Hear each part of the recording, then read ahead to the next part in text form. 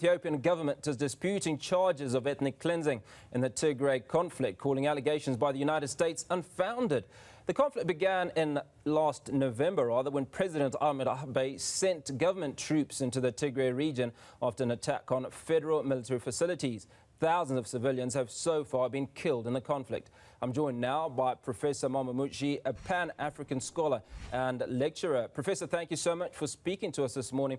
Please kindly paint a picture, presumably a grim one, of how things stand in that region in Ethiopia. Good morning. Yes, I think the situation is, getting better now. Before, it was very difficult during the wartime, and there was all kinds of restrictions. Now we are informed that the government in Ethiopia now has allowed even international human rights organizations, if they want to enter into Tigray, they are allowed to enter. Also, the government said that something like 70% of the assistance to the ordinary people, that it is actually trying to also deliver. So what we're hearing is this kind of positive account that the crisis in what was created by the war in Tigray is against the ordinary people that suffered. That side is being now addressed and handled.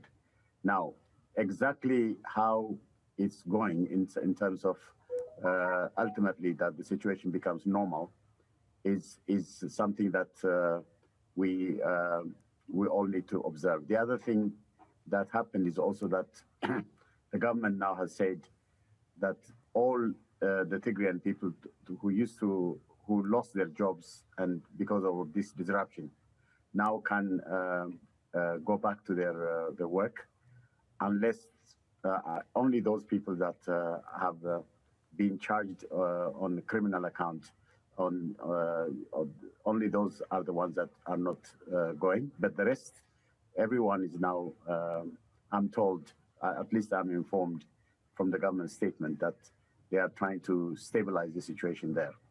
The other problem we have now is the main problem in Ethiopia is the ethnic, so-called ethnic federal system, which was supposed to create from the regime's side, from the Tigray People's Liberation Front. They were thinking this will unite Ethiopia, but what it did was it created Ethiopia like apartheid did in South Africa. So if that system is still there, until that system is removed, we'll always have a challenge. At the moment, more people are now also, everyone is focusing on the Tigray side because of this war. But there's many people dying in a place called Matakal, Wallaga, Benishangul, all these areas. You'll not believe the different areas. Also, for almost, you'll not believe, for almost nearly 30 years, what has been happening was a specific group called the Amhara. They have been targeted, and there will be many people dying.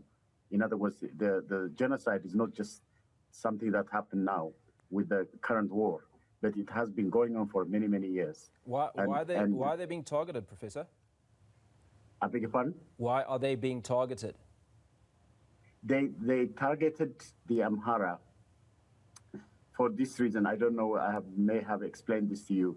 Even in the Second World War, when the fascist Mussolini attacked Ethiopia, I told you there was a book written by a guy called Baron Roman Paraschewska, who simply said that there are three forces that we must eliminate in Ethiopia.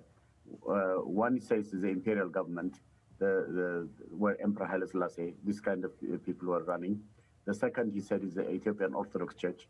The third is what he called the Amhara. If these are united, he says, they will not only defeat us, they will defeat the whole of Europe, and they will liberate Africa. So what they did was they created what they call the ethnic arrangement.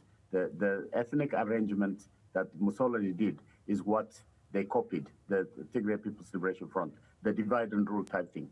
So they tried to weaken what they call the Amhara people. So they started really, they have been doing all kinds of things. For example, the area called Wolkai, Tagade, Humara, that area which was the Amhara area, they took it. And then the people who were in that area were attacked. And a lot of the leaders were killed. And women, many things like that, strange things have happened. So what somebody wrote is, there's even a book written on it. We say it's about 8 million Amharas have been massacred. That's what they say. How true it is, I don't know. But the number of people that have been massacred is incredible. Now, so Professor, Prime Minister Ahmed won a Nobel Peace Prize not too long ago, but it is alleged that he is at the center of much of the conflict that is going on in Ethiopia. What you can see is whether he's part of it or not part of it. We need to prove that, but a lot of people claim he is, and others say he's not. What we can say is that there is a strong weakness from the government side. You can see that look at the cyber and this cyber war in the international media. The Tigray People's Liberation Front is now winning the virtual war.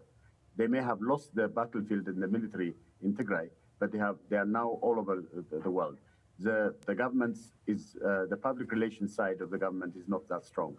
In the same side, the same way, I think, internally also, when all these murders are taking place in Metekel and all this place, we don't hear anything from the government or even from the Prime Minister, Dr. Abiy. I don't know what the problem is. So I think what we need now internationally, what I appeal to the whole world, is that there must be stopped. All the politicians in Ethiopia also, all of them must not do this killing of the ordinary people. What do the ordinary people do?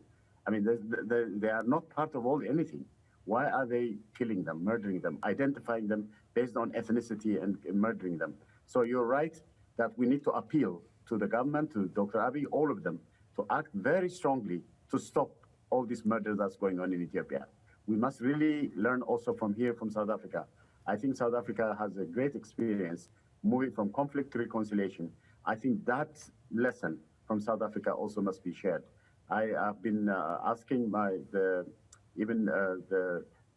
Mandela Foundation and other to really make all the effort they could do from the civil society to reach out to Ethiopia and make sure that this killing, this murder, this genocide must be stopped completely.